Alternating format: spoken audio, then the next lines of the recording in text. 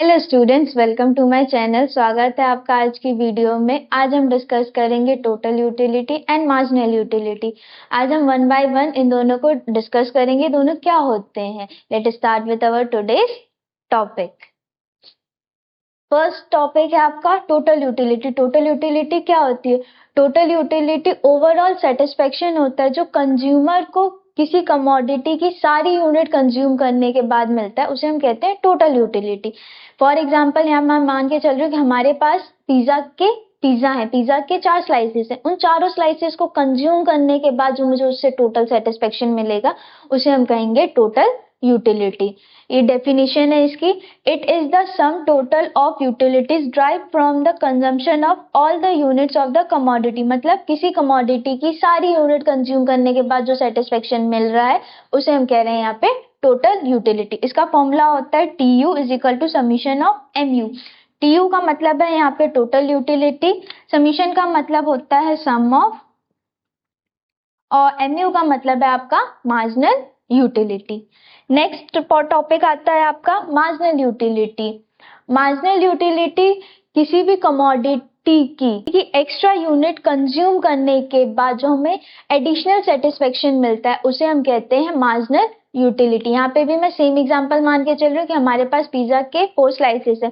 पहली स्लाइस जब मैं कंज्यूम करूंगी तो उससे भी मुझे सेटिस्फेक्शन मिलेगा। फिर जब हम सेकेंड स्लाइस उसकी कंज्यूम करते हैं तो उससे हमें जो एडिशनल सेटिस्फेक्शन मिल रहा है, मतलब जो एक्स्ट्रा सेटिस्फेक्शन मिल रहा है उसको कंज्यूम करने के बाद, उसे हम कहते हैं मार्जिनल यूटिलिटी। इसकी डेफिनेशन होती है it is additional utility when one more unit of a commodity is consume. जब आप किसी भी कमोडिटी की एक सेम कमोडिटी का एक और यूनिट कंज्यूम करते हो उससे जो आपको सेटिस्फेक्शन मिलता है उसे हम कहते हैं मार्जिनल यूटिलिटी। मार्जिनल यूटिलिटी का फॉर्मूला होता है MU is equal to TUN minus TUN minus 1। उसके बाद हम देखते हैं एस्टिमेशन ऑफ TUN MU। ये आपका TU और MU का यहाँ पे मैं एग्जांपल लेके चल रही हूँ। हम सपोज कर रहे हैं कि हम कंजम्पशन कर रहे हैं कमोडिटी X की यूनिट्स का, जिसमें मैं 5 बार कमोडिटी X का कंजम्पशन कर रही हूँ।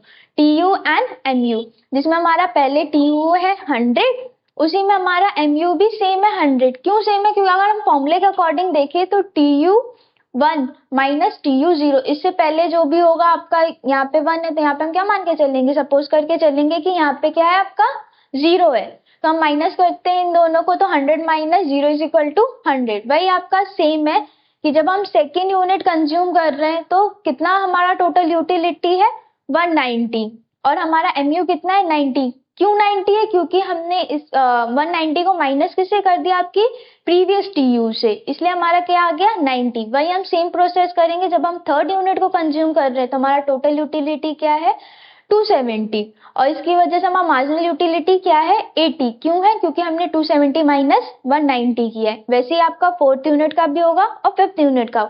अब ये जो हमने टेबल बनाई है उसी का हमने ग्राफिकल रिप्रेजेंटेशन किया है। जैसे मान के चलो ये रहा आपका y एक्सिस, ये है आपका x एक्सिस।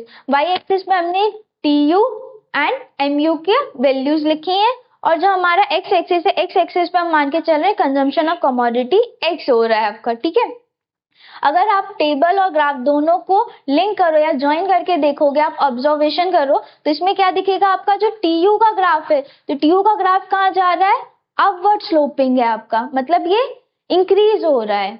और MU का कहाँ जाएगा आपका डाउनवर्ड स्लोपिंग, क्योंकि वो कहाँ जा रहा है, नीचे की साइड जा रहा है। आप देख सकते हैं यहाँ पे TU क्या आपका कंटिन्यूअस इंक्रीजिंग रेट से क्या हो रहा है, इंक्रीज हो रहा है, और MU क्या है आपका कंटिन्यूअसली डिक्रीज हो रहा है। इससे हम क्या ऑब्जर्वेशन लगा सकते हैं, जो हमारा TU का स्लोप है वो अपवर्ड स्लोपिंग जाएगा, और जो हमारा MU की स्लोप जाएगी वो डाउनवर्ड स्लोपिंग जाएगी, ठीक है।